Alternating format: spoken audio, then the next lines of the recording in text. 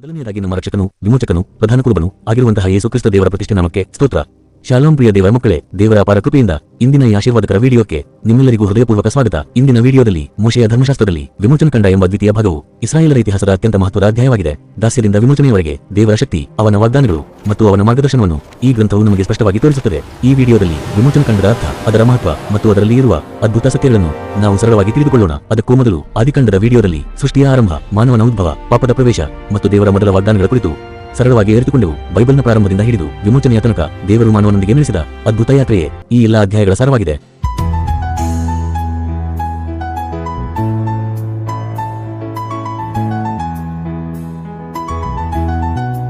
ದಾಸತ್ವದಿಂದ ಇಸ್ರಾಯೇಲ್ಯರ ವಿಮೋಚನೆಯು ಈ ಪುಸ್ತಕದ ಮೊದಲ ಭಾಗದ ಮುಖ್ಯ ಅಂಶವಾಗಿದೆ ಮತ್ತು ದೇವರ ಜನರು ಹೇಗೆ ಜೀವಿಸಬೇಕು ಮತ್ತು ಅಭಿಷೇಕಿಸಿದ ಎಂಬುದು ಎರಡನೇ ಭಾಗದ ಮುಖ್ಯ ಅಂಶವಾಗಿದೆ.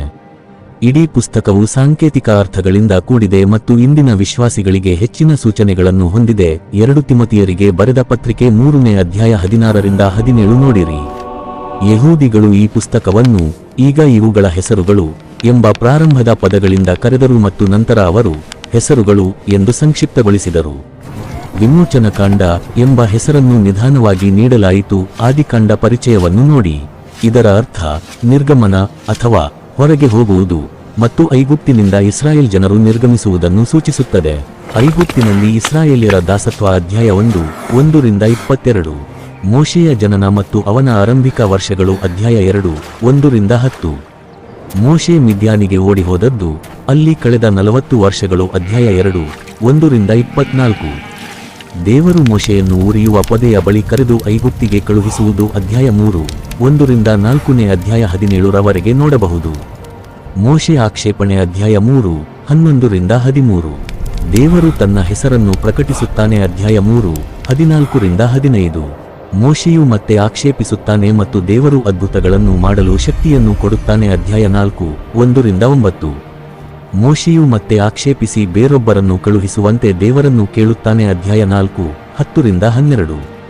ಮೋಶೆ ಐಗುಪ್ತಕ್ಕೆ ಹಿಂದಿರುಗುತ್ತಾನೆ ಅಧ್ಯಾಯ 4:18ರಿಂದ 31. ಮೋಶೆ ಮತ್ತು ಆರೋನರು ಫರೋಹನ ಬಳಿಗೆ ಹೋಗುತ್ತಾರೆ ಅಧ್ಯಾಯ 5:1ರಿಂದ 21. ದೇವರ ಬಿಡುಗಡೆಯ ಭರವಸೆ ಅಧ್ಯಾಯ 5:22ರಿಂದ 6ನೇ ಅಧ್ಯಾಯ 12ನೇ ವಚನಗಳಲ್ಲಿ ಕಾಣಬಹುದು. ಆರೋನನ ಕೋಲು ಹಾವಾಗಿ ಮಾರ್ಪಡುತ್ತದೆ ಅಧ್ಯಾಯ 7:9ರಿಂದ 13. ದೇವರು ಐಗುಪ್ತಿನ ಮೇಲೆ ವಿಪತ್ತುಗಳನ್ನು ಬರಮಾಡಿದ್ದು ಅಧ್ಯಾಯ 7:14ರಿಂದ ಅಧ್ಯಾಯ 12:30ರ ವಚನಗಳವರೆಗೆ ಬರೆಯಲ್ಪಟ್ಟಿದೆ. ನೀರು ರಕ್ತವಾಗಿ ಮಾರ್ಪಟ್ಟಿದ್ದು ಅಧ್ಯಾಯ 7:14ರಿಂದ 24. ಕಪ್ಪೆಗಳು ಅಧ್ಯಾಯ 7:25ರಿಂದ ಅಧ್ಯಾಯ 8:15ರ ವಚನಗಳವರೆಗೆ. ಹುಳಗಳು ಅಧ್ಯಾಯ 8:16ರಿಂದ 19. ನೊಣಗಳು ಅಧ್ಯಾಯ 8:20ರಿಂದ 32. ಪಶುಗಳ ಸಾವು ಅಧ್ಯಾಯ 9:1ರಿಂದ 7. ಹುಣ್ಣುಬೊಕ್ಕೆಗಳು ಅಧ್ಯಾಯ 9:8ರಿಂದ 12. ಆನೆಕಲ್ಲು ಅಧ್ಯಾಯ 9:13ರಿಂದ 35. ಮಿಡತೆಗಳು ಅಧ್ಯಾಯ 10:1ರಿಂದ 20. ಕತ್ತಲೆ ಅಧ್ಯಾಯ 10:21ರಿಂದ 24. ಚೊಚ್ಚಲ ಗಂಡು ಮಕ್ಕಳ ಸಾವು ಅಧ್ಯಾಯ 11:1ರಿಂದ ಅಧ್ಯಾಯ 12:30ರವರೆಗೆ. ಪಸ್ಕ ಹಬ್ಬ ಅಧ್ಯಾಯ 12:1ರಿಂದ 28. ಇಸ್ರಾಯೇಲ್ಯರು ಐಗುಪ್ತವನ್ನು ಬಿಟ್ಟು ಹೊರಟದ್ದು ಅಧ್ಯಾಯ 12:31ರಿಂದ 42. ಪಸ್ಕ ಹಬ್ಬದ ನಿಯಮಗಳು ಅಧ್ಯಾಯ 12:43ರಿಂದ 50. ಚೊಚ್ಚಲ ಮಗುವನ್ನು ಕುರಿತು ನಿಯಮಗಳು 13:1ರಿಂದ 16. ಮೋಡ ಮತ್ತು ಅಗ್ನಿಸ್ತಂಭಗಳು ಅಧ್ಯಾಯ 13:20ರಿಂದ 22. ಇಸ್ರಾಯೇಲ್ಯರು ಕೆಂಪು ಸಮುದ್ರವನ್ನು ದಾಟಿದ್ದು, ಫರೋಹನ ಸೈನ್ಯವು ಮುಳುಗಿದ್ದು ಅಧ್ಯಾಯ 14:1ರಿಂದ 31. ಬಿಡುಗಡೆಯ ಹಾಡು ಅಧ್ಯಾಯ 15:1ರಿಂದ 21. ಮಾರಾ ಮತ್ತು ಏಲೀಮಿನ ನೀರು ಅಧ್ಯಾಯ 15:22ರಿಂದ 27. ದೇವರು ಮನ್ನಾ ಮತ್ತು ಲಾವಕ್ಕಿಯನ್ನು ಒದಗಿಸುತ್ತಾನೆ ಅಧ್ಯಾಯ 16:1ರಿಂದ 36. ದೇವರು ಬಂಡೆಯಿಂದ ನೀರನ್ನು ಬರಮಾಡುತ್ತಾನೆ ಅಧ್ಯಾಯ 17:1ರಿಂದ 7. ಅಮಾಲೇಕ್ಯರೊಂದಿಗೆ ಯುದ್ಧ ಅಧ್ಯಾಯ 17:8ರಿಂದ 15. ಮೋಶೆಯ ಮಾವ ಅಧ್ಯಾಯ 18:1ರಿಂದ 27. ದೇವರು ಮತ್ತು ಇಸ್ರಾಯೇಲ್ ಜನರು ಸೀನಾಯಿ ಬೆಟ್ಟದ ಬಳಿ ಅಧ್ಯಾಯ 19:1ರಿಂದ 25. ಒಡಂಬಡಿಕೆಯ ನಿಯಮಗಳು ಅಧ್ಯಾಯ 19:5ರಿಂದ 8. 10 ಆಜ್ಞೆಗಳು ಅಧ್ಯಾಯ 20:1ರಿಂದ 17.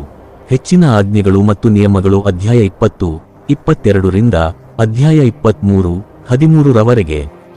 ವರುಷಕ್ಕೆ 3 ಜಾತ್ರೆಗಳು ಅಧ್ಯಾಯ 23:14ರಿಂದ 17. ಇಸ್ರಾಯೇಲ್ಯರನ್ನು ಮುನ್ನಡೆಸಲು ದೇವರ ದೂತನು ಅಧ್ಯಾಯ 23, 20-23. ಒಡಂಬಡಿಕೆಯನ್ನು ದೃಢೀಕರಿಸಿದ್ದು ಅಧ್ಯಾಯ 24, 1-18. ದೇವರು ಗುಡಾರದ ಬಗ್ಗೆ ನಿಯಮಗಳನ್ನು ನೀಡುವುದು ಅಧ್ಯಾಯ 25, 1ನೇ ವಚನಗಳಿಂದ ಮೊದಲಾಗಿ 31ನೇ ಅಧ್ಯಾಯ 18 ವಚನಗಳವರೆಗೆ ಬರೆಯಲ್ಪಟ್ಟಿದೆ. ಇದರ ನಡುವೆಯೇ ದೇವರ ಮಂಜೂಷ ಅಧ್ಯಾಯ 25, 10-22. ಮೇಜು ಅಧ್ಯಾಯ 25, 23-30. ದೀಪಸ್ತಂಭ ಅಧ್ಯಾಯ 25, 31-40. ಗುಡಾರ ಅಧ್ಯಾಯ 26, 1-37. ದಹನಬಲಿಗಳಿಗೆ ಬಲಿಪೀಠ ಅಧ್ಯಾಯ 27, 1-8. ಅಂಗಳ ಅಧ್ಯಾಯ 2, 9-19. ಎಣ್ಣೆ ಅಧ್ಯಾಯ 27, 20-21. ಯಾಜಕರಿಗೆ ವಸ್ತ್ರಗಳು ಅಧ್ಯಾಯ 28, 1-43. ಯಾಜಕರ ಶುದ್ಧೀಕರಣ ಅಧ್ಯಾಯ 29, 1-45. ಧೂಪದ್ರವ್ಯದ ಧೂಪವೇದಿಕೆ ಅಧ್ಯಾಯ 30, 1-10. ಪ್ರಾಯಶ್ಚಿತ್ತದ ಕಪ್ಪ ಅಧ್ಯಾಯ 30, 11-16. ತೊಳೆದುಕೊಳ್ಳುವುದಕ್ಕೆ ತಾಮ್ರದ ಗಂಗಳ ಅಧ್ಯಾಯ 30, 17-21. ಅಭಿಷೇಕಿಸಿದ ತೈಲ ಅಧ್ಯಾಯ 30, 22-33. ಧೂಪದ್ರವ್ಯ ಅಧ್ಯಾಯ 30, 34-38. ಕಟ್ಟುವವರು ಅಧ್ಯಾಯ 31, 1-11.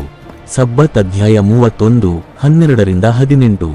ಚಿನ್ನದ ಕರು ಅಧ್ಯಾಯ 32, 1-29. ಮೋಶೆಯು ದೇವರಲ್ಲಿ ಬೇಡಿಕೊಳ್ಳುವುದು ಅಧ್ಯಾಯ 32, 30-34.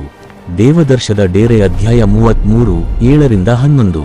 ದೇವರ ಮಹಿಮೆಯನ್ನು ಕಾಣಲು ಮೋಶೆಯು ಬೇಡಿಕೊಳ್ಳುವುದು ಅಧ್ಯಾಯ 33, 12-23. ಮೋಶೆಯು ದೇವರ ಮಹಿಮೆಯನ್ನು ಕಾಣುವುದು ಹಾಗೂ ದೇವರು ತನ್ನ ಹೆಸರನ್ನು ಪ್ರಕಟಿಸುವುದು ಅಧ್ಯಾಯ 34, 1-7. ದೇವರು ಇನ್ನೂ ಹೆಚ್ಚಿನ ನಿಯಮಗಳನ್ನು ನೀಡುವುದು ಅಧ್ಯಾಯ 34, 10-28. ಮೋಶೆಯ ಮುಖವು ಪ್ರಕಾಶಿಸುವುದು ಅಧ್ಯಾಯ 34, 29-35.